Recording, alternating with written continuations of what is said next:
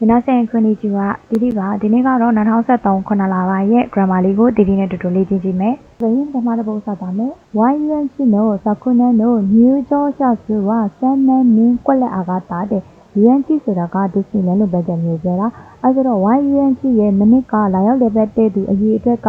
10တန်းအထိတိုးခဲ့ပါတယ်။နေ့အားကတာဆိုတာကအတွေးလေးဖြစ်တဲ့အတွက်သူ့ရဲ့အဖြေက ichi ပါ။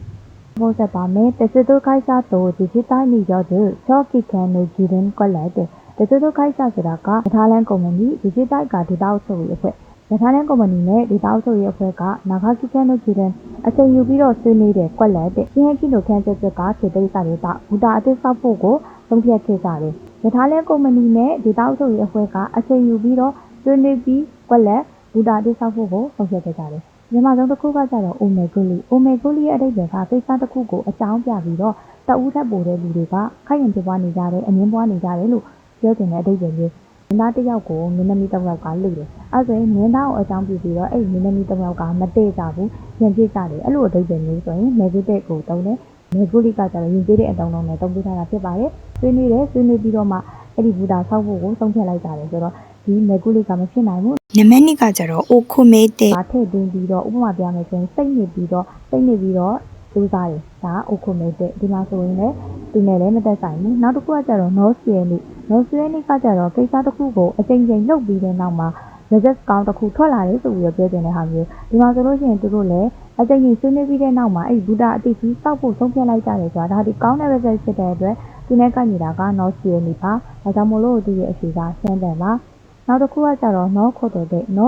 ့ဆိုတာကကြတော့တခုခုလက်အောက်မှာပေါ့နော်မိဘအုပ်ထိန်မှုအောက်မှာတို့ကုမ္ပဏီရဲ့စီကံအောက်မှာတို့အဲ့လိုအခြေအနေမျိုးမှာသုံးပါတယ်နော်ခိုတိုတဲ့နောက်တစ်ခုကကြတော့ခေဝါဂေါငေါကာတာဟာတဲ့တို့ယူရောဟိုတာကတဲ့ဒီနေ့ကနေ့လေကနေစပြီးတော့နေတာမဲလို့ခက်မှန်းထားကြပေမဲ့ဂေါငေါနေနာတဲ့မို့နေ့လေရောက်လာပေမဲ့လည်းအမေဝါရမစုမိုးကမတိတ်ပဲနဲ့မိုးရှိတော့ကွက်လက်ဘာကလီတာတဲ့အ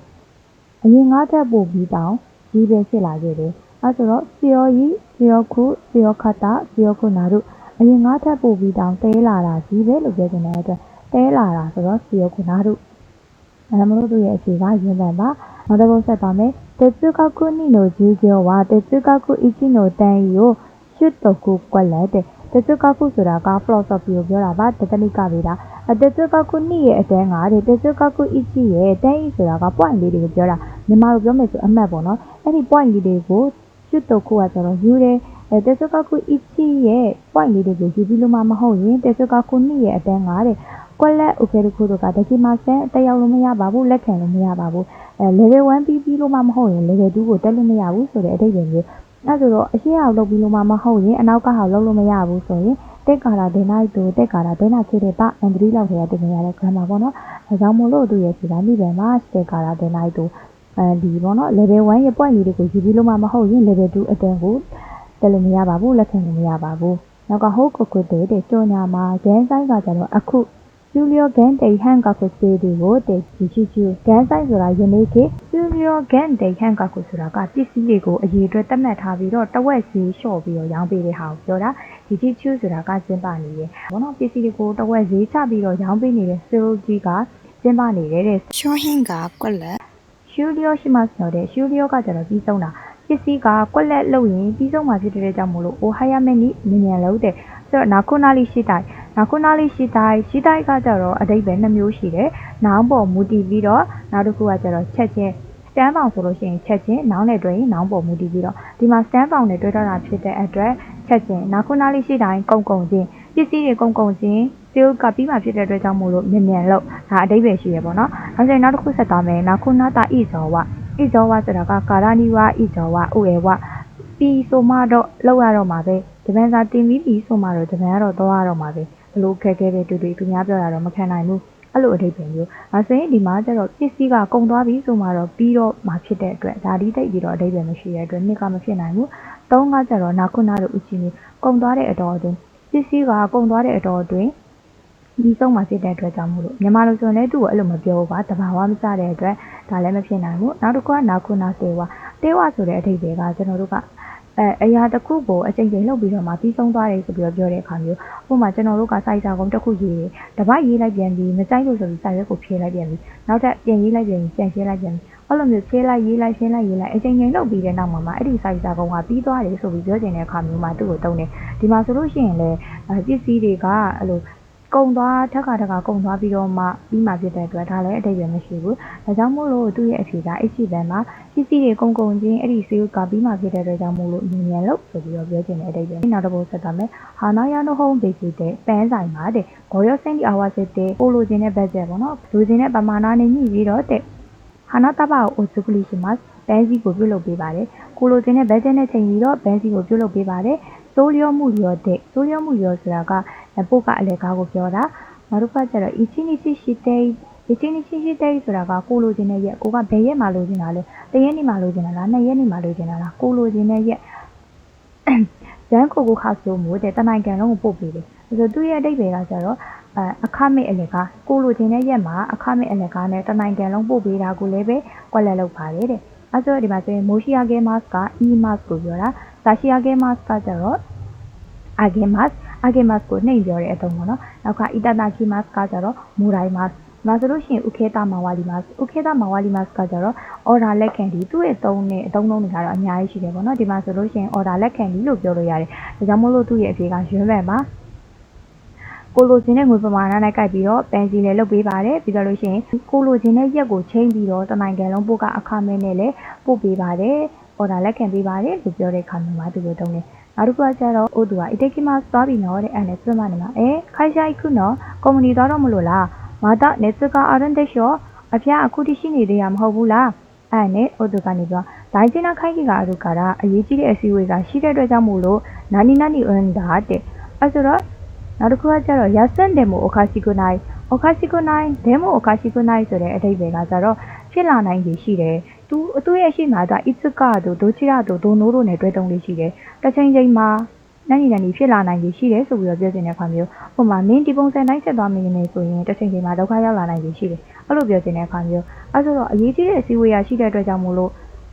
နားရနိုင်ပြီရှိတယ်ဒါဒီအဓိပ္ပာယ်မရှိဘူးနောက်တစ်ခါကျတော့ယာဆူမီခိုနိုင်ဆိုတာကဒိတ်ချိနိုင်ကိုပြောတာမလုံနိုင်ဘူးအရေးကြီးတဲ့အစည်းအဝေးရှိတဲ့အတွက်ကြောင့်မို့လို့အနားမယူနိုင်ဘူးသူလည်းဖြစ်နိုင်ပြီးတော့ရှိတယ်ပေါ့နော်ဒါပေမဲ့နောက်တစ်ခုဆက်ကြည့်ကြမယ်ယာဆူမဝခင်နီပါအိခါနိုင်ဆိုတာကလှုပ်ဖို့မတင်ဘူးဥပမာပြောရမယ်ဆိုရင်ကိုယ့်ဘောမှာကျေးဇူးရှိဖို့တဲ့သူတယောက်ပတ်စံလာရှိတယ်ကိုဒုက္ခရောက်တော့ကတော့သူကခုနေထားတာဒါပေမဲ့သူပတ်စံလာရှိတဲ့အချိန်မှာကိုကမချီးပေးဘူးဆိုရင်လှုပ်ဖို့တင်လားမတင်ဘူးလေအဲ့လိုမျိုးဆိုရင်ဝခင်နီပါအိခါနိုင်ကိုတုံးတယ်ဒီမှာဆိုလို့ရှိရင်ယာဆူမဝခင်နီပါအိခါနိုင်အရေးကြီးတဲ့အစည်းအဝေးဖြစ်တဲ့အတွက်ကြောင့်မို့လို့နားလို့မတင်တော့ဘူးဒါလည်းဖြစ်နိုင်တာပဲနောက်တစ်ခုဆက်ကြည့်မယ်ရာစုမှုဟိုကနိုင်နားယုံကလွဲပြီးတော့မရှိဘူးဒါတော့လုံးဝမဖြစ်နိုင်ဘူးအရေးကြီးတဲ့အစည်းအဝေးဖြစ်တဲ့အတွက်ကြောင့်မလို့နားယုံကလွဲပြီးတော့မရှိဘူးသွားယုံကလွဲပြီးမရှိဘူးဆိုတော့ဖြစ်ရင်ဖြစ်နိုင်မယ်ပေါ့နော်နားယုံကလွဲပြီးမရှိဘူးဆိုရင်အထိတ်ပင်မရှိဘူးအဲ့တော့ဒီနှစ်ခုတည်းကကျွန်တော်တို့ဘယ်ဟာကိုရွေးမလဲအဲ့ဆိုတော့မသွားနိုင်ဘူးဒါဒီတိတ်ပြီးတော့သဘာဝမကျအောင်ဒါကြောင့်မလို့သုံးကိုယူလိုက်တယ်မသွားလို့မတင်တော့ဘူးလေအရေးကြီးတဲ့အစည်းအဝေးရှိနေမှာမလို့မသွားလို့မတင်တော့ဘူးလေဆိုပြီးတော့ပြောလိုက်တာနောက်တစ်ခါနဲမြစ်တဲ့ဒီမှာကြည့်ခုနကဲဒီကဲမို့လေအမိုရှိလို့ဆိုတာကစိတ်ဝင်စားစရာကောင်းတယ်လို့ထင်တဲ့အတွက်ကြောင့်မို့လို့အမိုချက်တာဝေခဲ့တယ်ဆိုတဲ့အဲ့ဒါလားစိုက်ခင်းဇာရှိကွက်လိုက်တဲ့ယောခုတိုရီယာခဲ့ရတဲ့တဲ့ဂိမ်းမှုတွေရှောအခုတလောတနင်းစာကွက်လက်မှာမကြခဏတိုရီယာခဲ့လို့ဆိုတာကကျတော့ကြောညာရေးဆိုတဲ့ပုံပေါ့နော်မကြခဏပါဝင်တယ်လို့ပုံစံမျိုးရင်းစာတွေပါဒီမှာမကြခဏပါနေတဲ့ဂိမ်းမလားဆိုပြီးတော့ပြောချင်တယ်ကညီမတို့စဉ်းစားမယ်ဆိုရင်တော့တနင်းစာတွေပါတယ်အဲ့လိုဖြစ်တဲ့အတွက်ရနာနီစာတဲ့ဒီရကြီးတမင်းသားတွေဘာကြီးမှမစားခဏပါနေရကြမလားဆိုပြီးပြောလိုက်တာနောက်တစ်ခုကကျတော့စတ်တော့တရားရှိဝါစာစုကကျတော့ဘီနီကာကိုပြောတာရှော်ယူကပဲမြန်ကြရေးပြီးတော့ကျတော့မိဆိုအဲ့ဒါဒီကတဲ့ခိုးရတာဝအဲ့ဒါဒီကညီမရှော့ခိုသူကတို့ဒီဘက်အစားစာတွေကိုပြုလုပ်တဲ့ကွက်လက်ချောမီလို့တဲ့နှိကအမှုတိုင်ဖြစ်ပါတယ်အဲ့ဆိုတော့အောက်မှာပေးထားတာကအနော်နီခါခါစေးနိုင်ဟောကခိုးတူကခါခါဆနိုင်နိုခါခါဆနိုင်ခိုးတူမခါခါစေးနိုင်အဲ့ဆိုတော့သူပြောချင်တဲ့အဓိပ္ပာယ်ကဒီအရှိကပေးထားတဲ့ဟာတွေဒီဂျပန်အစားအစာတွေကိုပြုလုပ်ဖို့အတွက်မရှိမဖြစ်လိုအပ်တဲ့နှင်းကပ်မွေးကြိုင်တွေဖြစ်ပါတယ်ဆိုပြီးပြောချင်တာမရှိမဖြစ်လိုအပ်တော့ဆိုလို့ရှိရင်ခါခါစေးနိုင်ဒါကြောင့်မို့လို့ကျွန်တော်တို့သူ့ရဲ့ဖြေကအရှိကနော်နီခါခါစေးနိုင်အဲ့ဒါတွေကိုပြုလုပ်ဖို့အတွက်နော်နီကကျတော့အဲ့ဒါပေါ့နော်မရှိမဖြစ်လိုအပ်တော့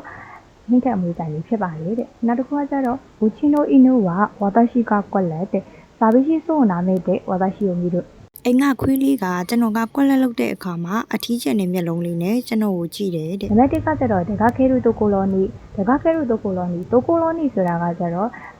တခုခုကိုလုံနေတုံးဒီရောက်ခဲတိုကိုလောနီအဲ့ဆိုဒီမှာဆိုရင်အပြင်ထွက်နေတော့ဒီဟောက်ရွေးလိုက်မယ်ဆိုရင်သူကအပြင်ရောက်နေပြီးသားဖြစ်သွားပြီတကယ်တမ်းသူပြောချင်တဲ့အချိန်ကသူအပြင်မရောက်သေးဘူးအပြင်ထွက်မလို့လုပ်တဲ့အချိန်မှာဆိုပြီးတော့ပြောချင်တာအဲ့ဆိုသူကအတိတ်ပဲမရှိဘူးနံပါတ်2ကဒကာခဲရုတိုစတာမှာအပြင်ထွက်မလို့လုံနေတော့တန်တန်ဒါမျိုးနဲ့တိတ်ပြီးတော့မတော်ဘူးဒကာခဲရုတိုကိုလောမီတိုင်းတဲ့အပြင်ထွက်နေတော့လို့မျိုးဒါလည်းအတိတ်ပဲမရှိဘူးနောက်ကနံပါတ်4ဒကာခဲရုတိုစရတာပြီးအပြင်ထွက်မယ်လို့လုပ်တဲ့အခါတိုင်းအဲ့ဆိုတော့ဒီမှာဆိုရင်သူနဲ့ကိုက်ညီဆုံးကနံပါတ်4သူ့ရဲ့ခွေးလေးကအပြင်ထွက်မယ်လို့လုပ်တဲ့အခါတိုင်းသူ့ကိုထီးကျန်တဲ့မျက်လုံးလေးနဲ့ကြည့်တယ်နောက်တစ်ခုဝါဒရှိဝါစတိုလစ်စုကဝါရီကွက်လက်အုံမတိတ်တနော်တဲ့ကျွန်တော်က stress တွေကမကောင်းဘူးလို့ကွက်လက်အုံမတိတ်တနော်တဲ့ထင်ခဲ့တဲ့အတွက်ကြောင့်မို့လို့တဲ့ e stress စုမို့အားတော့ချစ်တဲ့ odoroida ကောင်းတဲ့ stress တွေလည်းရှိရဆိုတာကိုသိပြီးတော့တင်ခဲ့တယ်သူကအရင်ကတစ်ချိန်လုံး stress ဆိုတာမကောင်းဘူးလို့ပဲထင်နေခဲ့တာဒါပေမဲ့ကောင်းတဲ့ stress တွေလည်းရှိတယ်ဆိုတာသိပြီးတော့သူအားသိသွားခဲ့ရတယ်တဲ့ဒီမှာဆိုလို့ရှိရင်အရင်ကတောက်လျှောက်ဒီလိုပဲထင်နေခဲ့ပြီးတော့မှအခုမှအဲ့လိုမဟုတ်ဘူးဆိုတာသိလိုက်ရတယ်လို့ပြောချင်လို့ရှိရင်သူ့ရဲ့ grammar လေးရှိပါတယ်သူကကြတော့တိုဘက်ကလီအမှုတေတာ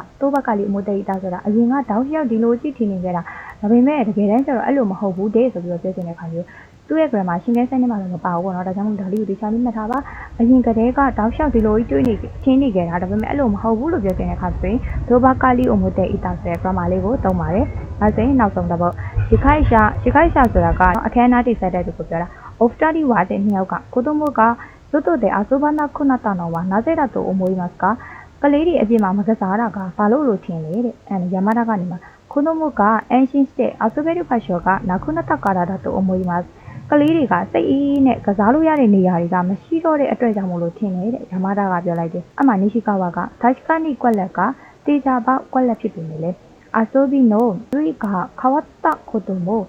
理由の一つだと思いますကစားပုံကစားနည်းကြီးပြောင်းသွားတာလည်းပဲအကြောင်းပြချက်တွေကတစ်ခုလို့ထင်တယ်အဲ့ဒါလေတေချာပေါက်ဖြစ်ကောင်းဖြစ်နိုင်လို့နဲ့ကစားပုံကစားနည်းကြီးပြောင်းသွားတာလည်းပဲအကြောင်းပြချက်တွေကတစ်ခုလို့ထင်တယ်အဲ့ဆိုတော့ကျွန်တော်တို့ရှာမှာကအဲ့ဒါလေဖြစ်ကောင်းဖြစ်နိုင်တယ်နဲ့ဆိုတဲ့အထက်ပြန်ပြောဒါဆိုရင် Daikani Soshimasu ကကျတော့အဲ့လိုလုပ်မယ်ပြင်နဲ့အထက်ပြန်မရှိဘူးဆိုနို့စမိုလီတဲ့အဲ့လိုလုပ်ဖို့ရည်ရထားပြင်နဲ့ဒါလည်းအထက်ပြန်မရှိဘူးဆိုတဲ့မိုးအာရုခတ်မှုရှိတယ်မှာဆင်အဲ့ဒါလေဖြစ်ကောင်းဖြစ်နိုင်ပြင်နဲ့တေချာပေါက်အဲ့ဒါလေဖြစ်ကောင်းဖြစ်နိုင်ပြင်နဲ့ဆိုတဲ့အထိပ္ပယ်မျိုးသူကအထိပ္ပယ်ရှိရပေါ့နော်သူပြောချင်တဲ့အထိပ္ပယ်ကကျတော့ဒီတယောက်ကရမရကနေပြောလိုက်တယ်ကလေးတွေစိတ်အေးနဲ့ကစားလို့ရတဲ့နေရာမရှိတော့လို့ထင်တယ်အဲ့ဒါသူကနေမှအဲ့ဒါကိုထောက်ခံတယ်အဲ့ဒါလည်းဖြစ်ကောင်းဖြစ်နိုင်ပေမဲ့ကစားပုံကစားလေးတွေပြောင်းသွားတာလည်းပဲအကြောင်းပြချက်တွေကတခုလို့ထင်တယ်တဲ့နောက်တစ်ခါဆိုတဲ့ဒေဝါရီမာဆန်ကအဲ့ဒါမဟုတ်ဘူးပြင်လဲဆိုတော့အထိပ္ပယ်မရှိဘူးဒါကြောင့်မလို့သူရဲ့အခြေခံစင်တယ်မှာဒီနေ့ကဒီလောက်ပါပဲတကယ်လို့ဒီ TikTok ဗီဒီယိုတွေကကြည့်ရတာအဆင်မပြေဘူးတိတ်မမြင်အောင်ဆိုလို့ရှိရင် YouTube မှာလည်းကြည့်လို့ရပါတယ်ကျွန်တော် YouTube မှာလည်းဗီဒီယိုလေးတွေတင်ပေးထားပါတယ်